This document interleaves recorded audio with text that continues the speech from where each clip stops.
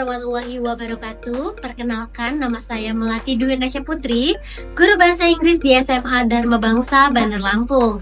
Melalui video ini, saya ingin berbagi tentang implementasi pembelajaran kolaborasi dan juga penerapan problem-based learning. Yuk langsung simak videonya berikut ini.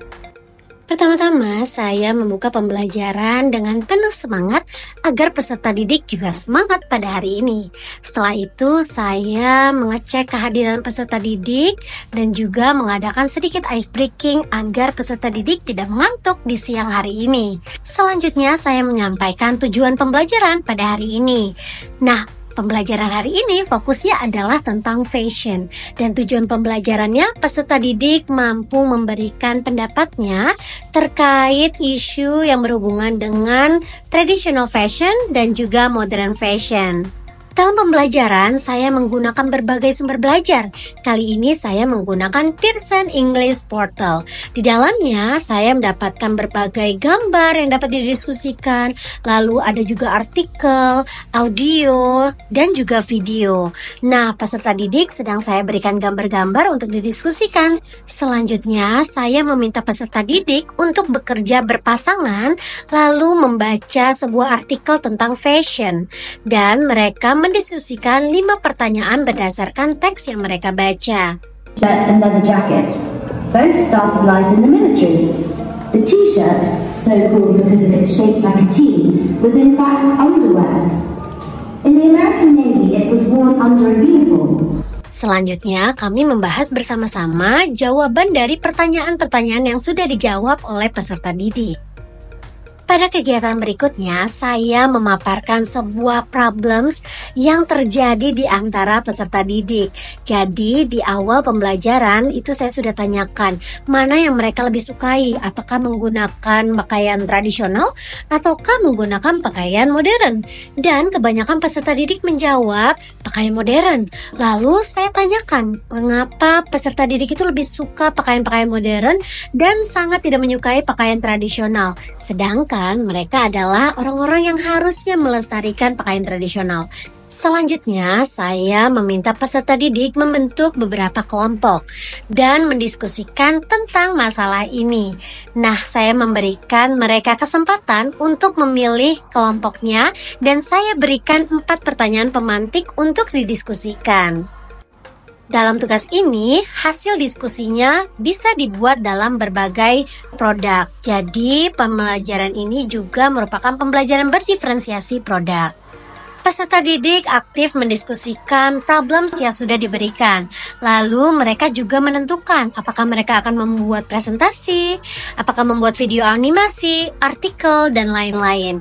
Jadi, peserta didik saya membuat berbagai produk untuk tugas ini. Ada peserta didik yang menggunakan Canva, ada yang menggunakan Plotagon Story, membuat komik, dan juga ada yang membuat artikel menggunakan Google Dokumen. Saya juga berkeliling ke kelompok-kelompok untuk menanyakan progres kerja mereka. Selain itu, saya juga memfasilitasi mereka apabila ada hal-hal yang mereka tidak paham. Saya senang sekali karena peserta didik lebih berani untuk menyatakan pendapatnya dalam kelompok dan juga bertanya kepada saya. Mereka tidak takut untuk bertanya dan berdiskusi dengan saya juga sebagai gurunya. Selanjutnya, setelah peserta didik selesai, mereka mengumpulkan tugasnya di Google Classroom. Lalu, saya meminta peserta didik untuk mempresentasikan hasil diskusinya. Nah, ini adalah peserta didik yang mempresentasikan hasil diskusinya menggunakan presentasi Canva. Selanjutnya, kelompok ini menggunakan Google Dokumen untuk membuat hasil laporan diskusinya dan mereka mempresentasikan isi dari artikel yang sudah mereka buat. Selanjutnya, kelompok ini membuat sebuah video animasi menggunakan Plotagon Story untuk menampilkan hasil diskusi kelompok mereka. Why is it important? In my opinion, Setelah semua peserta didik mempresentasikan hasil diskusinya, saya menganalisis dan juga mengevaluasi proses pemecahan masalah yang sudah kita laksanakan pada hari ini. Nah, kami juga menyimpulkan bahwa ternyata traditional fashion itu memang seharusnya kita lestarikan, tapi bisa juga di mix and match dengan fashion yang sudah modern. Pada kegiatan akhir pembelajaran, saya merefleksi proses pembelajaran pada hari ini. Saya menanyakan bagaimana perasaan peserta didik setelah belajar. Saya juga menanyakan apakah mereka menyukai belajar dengan cara kolaborasi. Okay students, so we already present the result of your discussion, and then before we close our class, how do you feel now? Amazing. Amazing? Okay. Do you like work in the group? Are you satisfied with the result of your group discussion?